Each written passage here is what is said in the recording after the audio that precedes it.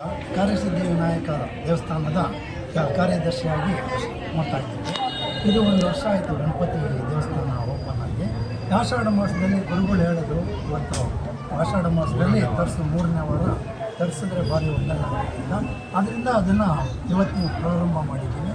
ಅದಕ್ಕೆ ಎಲ್ಲ ನಮ್ಮ ಕಮಿಟಿ ಇವರು ಸಹಕಾರ ಕೊಟ್ಟು 19 ಜನ ನಾವು ಕಮಿಟಿ ಮಾಡಿದ್ದೀವಿ.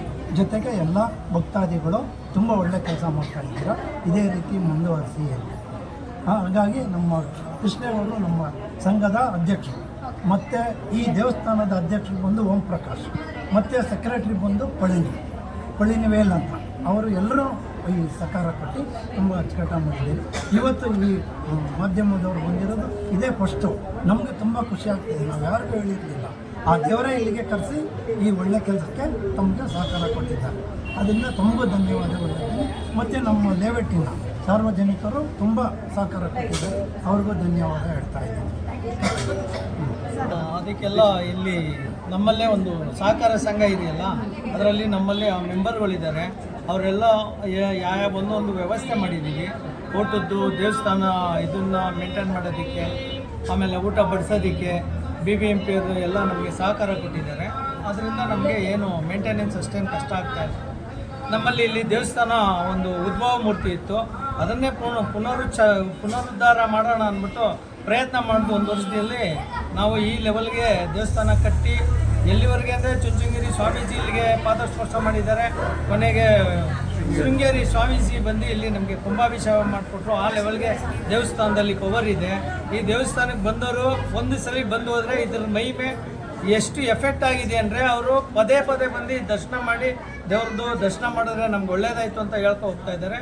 ಅದೇ ರೀತಿ ಈಗ ಆಷಾಢ ಶುಕ್ರವಾರ ಆದ್ದರಿಂದ ನಾವು ಇದ್ರ ಜೊತೆಗೆ ಲಕ್ಷ್ಮೀನೂ ಕೃಪಾ ಕಟಾಕ್ಷ ಬೇಕು ಅಂತ ಹೇಳಿ ನಾವು ಪ್ರಯತ್ನ ಮಾಡಿದ್ವಿ.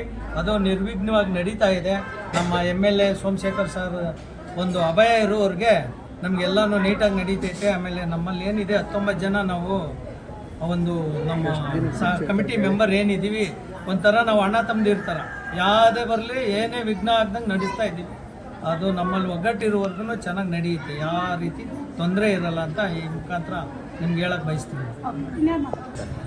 ಕಾರ್ಯಸಿದ್ಧಿ ಶುರುವಾಗಿ 1 ವರ್ಷ ಆಯಿತು, 1.5 ವರ್ಷ ಆಯಿತು. ಸ್ಟಾರ್ಟಿಂಗ್ ಶುರು ಮಾಡಿದಾಗ ನಮ್ಮ ಉದ್ಭವ ಮೂರ್ತಿ, ಆದರೆ ಎಲ್ಲ ನಮಗೆ ಭಕ್ತಾದಿಗಳು ಅವ್ರವ್ರದ್ದೇ ಇದರಲ್ಲಿ ಬಂದು ನಮಗೆ ಎಲ್ಲ ಕೆಲಸಗಳನ್ನ ಮಾಡಿಕೊಟ್ರು. ನಮಗೆ ಒಂದು ಆಶ್ಚರ್ಯ, ಪ್ಲಸ್ ಬರೋ ಭಕ್ತಾದಿಗಳಿಗೆಲ್ಲ ಆಶ್ಚರ್ಯ. 1 ವರ್ಷದಲ್ಲಿ ಈ ಥರ ಒಂದು ಕಾರ್ಯಸಿದ್ಧಿ ವಿನಾಯಕ ದೇವಸ್ಥಾನನ ನಾವು ಕಟ್ಟಿಸ್ಬೋದು ಅನ್ನೋದಕ್ಕೆ ಒಂದು ಸಾಕ್ಷಿ.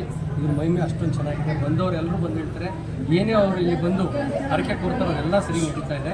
ಇದು ಮೊದಲನೇ ಸರಿ ನಾವು ಈ ಲಕ್ಷ್ಮೀ ದೇವರನ್ನ ಕರೆಸ್ತಾ ಇರೋದು. ಈ ಥರ ಅಭೂತಪೂರ್ವ ನಮಗೆ ಈ ಒಂದು ಜನಸ್ಪಂದನೆ ಸಿಗ್ತಾ ಇದೆಯಲ್ಲ ಭಕ್ತಾದಿಗಳಿಂದ, ಅದು ನಮಗಿಂತ ಹುಮ್ಮಸ್ ತರಿಸ್ತಾ ಇದೆ. ಇನ್ನೂ ಪದೇ ವರ್ಷ ಇದೇ ಥರ ಪ್ರೋಗ್ರಾಮ್ ಮಾಡ್ಕೋಬೇಕು ಅಂತ ನಾವು ಇವಾಗಲೇ ಡಿಸೈಡ್ ಮಾಡಿದ್ದೀವಿ. ನಮ್ಮ 19 ಜನ ಕಮಿಟಿ ಮೆಂಬರ್ಸ್ ಏನಿದ್ದಾರೆ, ಪ್ಲಸ್ ನಮಗೆಲ್ಲ ಸಹಕಾರ ನೀಡ್ತಾ ಇದ್ದಾರೆ ಭಕ್ತಾದಿಗಳು. ಎಲ್ಲರಿಂದ ನಮಗೆ ಒಂದು ಅಭಯ ಸಿಗ್ತಾ ಇದೆ. ಖಂಡಿತ ಇದನ್ನು ಹಂಗೆ ಮುಂದುವರಿಸ್ಕೊಳ್ತಾ ಇದ್ದೀವಿ. ಇದೇ ಥರ ಈ ಕಾರ್ಯಸಿದ್ಧಿ ವಿನಾಯಕ ಇಡೀ ಪ್ರಪಂಚದಲ್ಲಿ ಪ್ರಸಿದ್ಧಿ. ಸಾರ್ವಜನಿಕರಿಗೆ ಒಳ್ಳೆಯದಾಗಲಿ ಅಂತ ಲಕ್ಷ್ಮೀ ಎಷ್ಟು ದಿನ ಕೂರಿಸಿರ್ತೀರಾ? ಇಲ್ಲಿ ನಾವು ನೆನ್ನೆ ಕರ್ಕೊಂಡ್ಬಂದ್ವಿ, ಗುರುವಾರ ಕೊಡಬೇಕು ಅಂತ ಕೂರಿಸ್ಬೇಕು ಅಂದ್ಕೊಂಡಿದ್ದೀವಿ. ಮೊದಲನೇ ವರ್ಷ ಇಷ್ಟು ಸಕ್ಸಸ್ ಆಗಿದೆ ಅಂದರೆ ಬರೋ ವರ್ಷ ಇನ್ನೂ ಚೆನ್ನಾಗಿ ಪ್ಲಾನ್ ಮಾಡಿ 7 ದಿವಸ ಇಲ್ಲ ಅದೇ ಥರ ಮುಂದುವರ್ಸ್ಕೊಳ್ಬೇಕು ಅಂತ ನಾವು ಯೋಚನೆ ಮಾಡ್ತೀವಿ. ದುರ್ಗಾ ಹೋಮ ನಡೆಸಾಗಿದೆ. ಅದ್ರ ಜೊತೆಗೆ ಬೇರೆ ಭಕ್ತಾದಿಗಳು ಅವರು ಯಾವುದು ಗಣಪತಿ ಹೋಮ ಎಲ್ಲ ನವಗ್ರಹ ಹೋಮ ಎಲ್ಲಗಳನ್ನೂ ನಡೆಸಿದ್ದೀವಿ. ಅದೇ ಥರ ಸಾಯಂಕಾಲ ನಮ್ಮದು ಒಂದು ಭಕ್ತಾದಿಗಳಲ್ಲಿ ಒಂದು ಕಮಿಟಿ ಇದೆ, ಅವರು ಭಜನೆ ಕಮಿಟಿ.